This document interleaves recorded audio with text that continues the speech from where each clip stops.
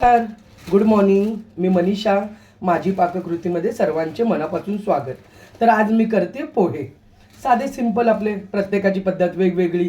तर पोहे करताना ना नॉर्मल तुम्हाला आता मेजरमेंट पहिले मी चाळून घेते. प्रत्येक मूठ आता साधारण तुमच्याकडे किती माणसं खाणार ना, तर एक मूठ म्हटलं ना तर आपली एक डिश ना पोहे होतात. कांदा वगैरे घालून ते अजून वाढतात. तर त्या हिशोबाने आपल्याला करायचे. मी साधारण 3 ते 4 माणसांचे पोहे करते. सगळ्यात पहिल्यांदा आपल्याला ना पोहे चाळून घ्यायचे आणि सगळी तयारी करायच्या अगोदर ना पोहे पहिल्यांदा धुवून ठेवायचेच, म्हणजे काय होतात ना पोहे चांगले भिजले जातात. आता ह्याला मी थोडंसं छान चाळून घेते, कारण त्याच्यामध्ये आपल्याला ते सगळं व्हाईट व्हाईट त्याचा भुगा झालेला असतो, तो बाहेर पडतो. मग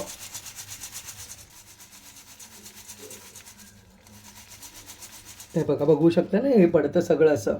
मग ते काय होतं ना धुतल्यानंतर मग ते त्याच्यामध्ये एकदम सगळं मऊ पडून ना कधी कधी पोह्याचा असं एकदम गिचका झाल्यासारखा होतो. म्हणून सगळ्यात पहिल्यांदा पोहे चाळण्याचं काम नक्की करा. तुम्ही आणल्या पोहे कसं नेहमी सगळे एकदमच चाळून जरी ठेवले ना तरी चालतात. ॲक्च्युली मी सगळे अगोदरच चाळून ठेवते, पण यावेळेस कसं झालं, मला घाई झाली, सो पोहे चाळायचे राहून गेले. आता पोहे आपले सगळे छान एकदम व्यवस्थित चाळून झाले. त्यात काय कचरा वगैरे आहे का बघितला सगळा. आणि आता ते मी वॉश करायला घेते. मी चाळणीमध्येच धुत नाही, एका टोपात किंवा एखाद्या भांड्यात घेऊन मी ते धुते. आणि हा सगळा कचरा आहे तो मी टाकून देते आता अगोदर. आता मी पोहे स्वच्छ धुवून घेते. आणि पोहे धुताना ना खूप चोळून चोळून नाही धुवायचे, मग ते पोहे आहेत ना ते एकदम चिकट चिकट होऊन जातात, सुटे सुटे राहत नाही. हलक्या हाताने तुम्हाला करायचे.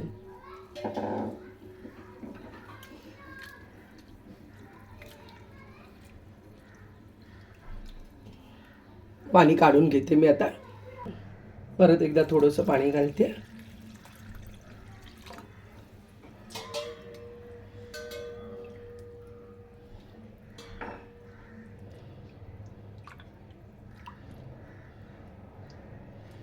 आता हे बघा, असं पूर्ण पाणी काढून घेतलं. एकदम सडसडीत आता ते छान होतील. असंच ठेवून द्या. आणि आता आपल्याला पुढची तयारी करायची. आता हे मी बाजूला ठेवते. आता 3 कांदे घेतलेत. आता मी कांदे चिरून घेते. पोह्याला कसं आहे, कांदे जास्त छान लागतात, म्हणजे कांदा चिरलेला आणि बारीक चिरून घ्या छानपैकी एकदम. आणि साधारण एक या अंदाजाने म्हटलं तर साधारण एक तुमच्या 7-8 मिरच्या. कांदा चिरताना ना नेहमी हे जे आहे ना हे काढून घेत जावा.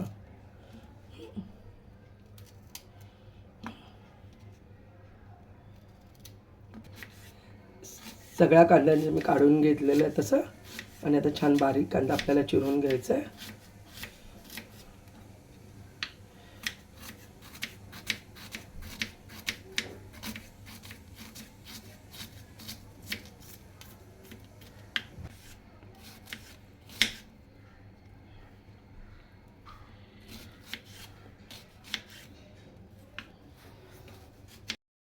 आता आपला कांदा सगळा चिरून झाला बारीक.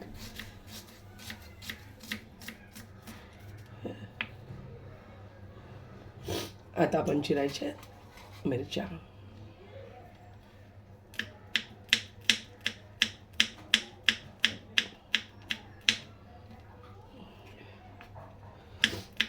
मिरच्या पण त्याच्या बारीक बारीक. लहान मुलं असतील ना तर मोठे मोठे तुकडे घाला, म्हणजे डायरेक्ट मुलं काढतात ना, मग ते 5-6 तुकडे ते काढून ठेवले तरी चालतील.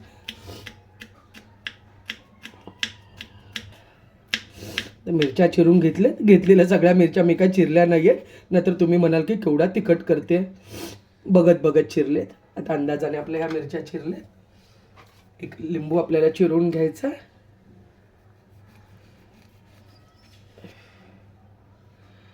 सगळी तयारी करून ठेवली ना की म्हणजे कसं फोडणीला. कोथिंबीर पण चिरून घेते बारीक.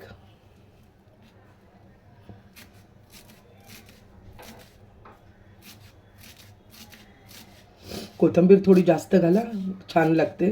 हे तर नॉर्मल तर सगळ्यांनाच माहिती आहे. आता आपली सगळी तयारी आहे ती झाली आहे. आता मी पॅन ठेवले गरम करायला. तेल पण टाकले त्याच्यामध्ये, म्हणजे पुढची कामं पटकन होतील.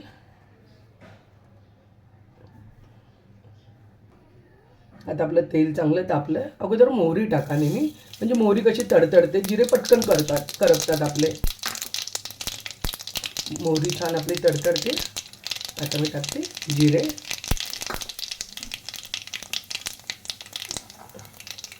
आता आपण टाकतो कढीपत्ता, तुकडे करून टाका थोडंसं.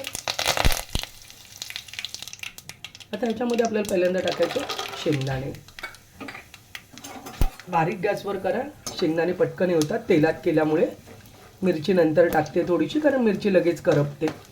हिला हलकेच हे झाले ना की टाकायचे, नंतर कांद्याबरोबर याच्याबरोबर ते पूर्ण छान त्याची चव उतरते, चांगले भाजले जातात तेलामुळे. आता बघू शकता तुम्ही शेंगदाणे पण आपले छान हे झाले. ते असे व्हायला लागले ना, हे बघा शेंगदाण्याला अशी भेग पडल्यासारखी होते, म्हणजे आपले शेंगदाणे व्यवस्थितपणे झाले. आता आपण त्याच्यामध्ये ॲड करतो मिरचीचे तुकडे.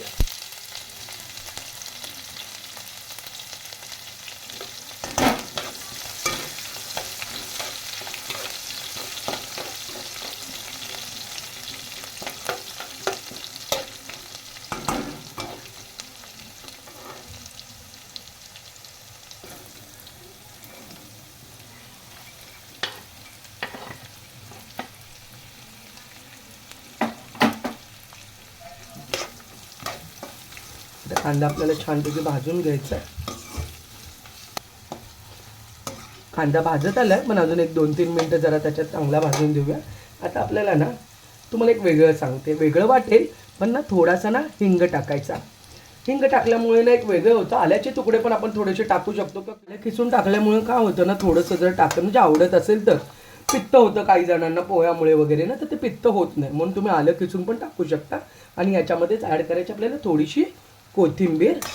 ते चांगलं मिक्स करून घ्या.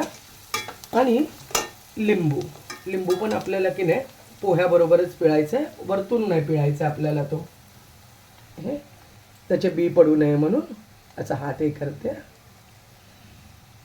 एक साधारण अर्धा लिंबू मी पिळते. आता हे लिंबू टाकल्यानंतर व्यवस्थित सगळं मिक्स करून घेते मी. मीठ सुद्धा आपल्याला कांद्यामध्येच टाकायचं आहे आणि साखर सुद्धा. वरतून पोह्यामध्ये आपल्याला फक्त टाकायचे कोथिंबीर. या पद्धतीने तुम्ही नक्की करून बघा आणि तू कसे पोहे झालेत ना ते पण तुम्ही मला कमेंटमध्ये नक्की सांगा. आता मी ॲड करते ह्याच्यामध्ये मीठ. पोहे तर तुम्हाला माहिती आहेत, कांद्याचाने तुम्हाला कळेलच.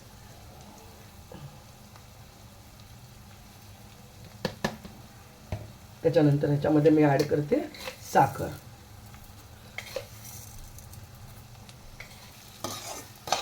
आता हे सगळं मिक्स करून घेते. आणि आता आपल्याला ॲड करायची ह्याच्यामध्ये हळद. एक साधारण अर्धा ते पाऊण चमचा हळद केले मी ॲड. व्यवस्थित मिक्स करून घ्या सगळं. आता हे सगळं एकदम व्यवस्थित झालं एकत्र. आता हे पोहे तुम्ही बघू शकता. हे बघा सगळे कसे एकदम छान चडचडीत झालेत एकदम. आता मी ॲड करते ह्याच्यामध्ये पोहे.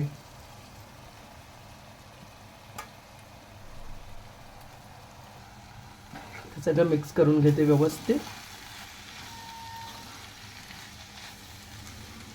सगळ्या बाजूनी चारही बाजूंनी एकदम व्यवस्थित मिक्स करून घ्या.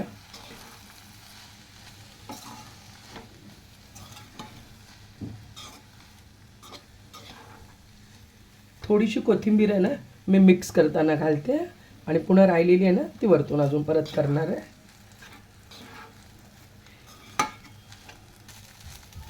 आता पोहे छान सगळे मिक्स झाले. आता ह्याला नाही 2-3 मिनटं ना आपलं एक वाफ काढायची. एकदम बारीक गॅस ठेवायचा. वाफ छान आली ना की पोहे अजून छान एकदम व्यवस्थित हे होतात. आता ह्याला मी झाकून ठेवते. आता उघडतेच, साधारण 2 मिनटं झाले. आहा हा हा, का छान दिसत आहेत पोहे. छान बघा वाफ आली छान एकदम सडसडीत, एकदम मोकळे मोकळे सुंदर झाले. तुम्हाला आवडत असतील ना तर ह्याच्यामध्ये तुम्ही मटार घालू शकता. कुणाला बटाटा आवडतो घालू शकता.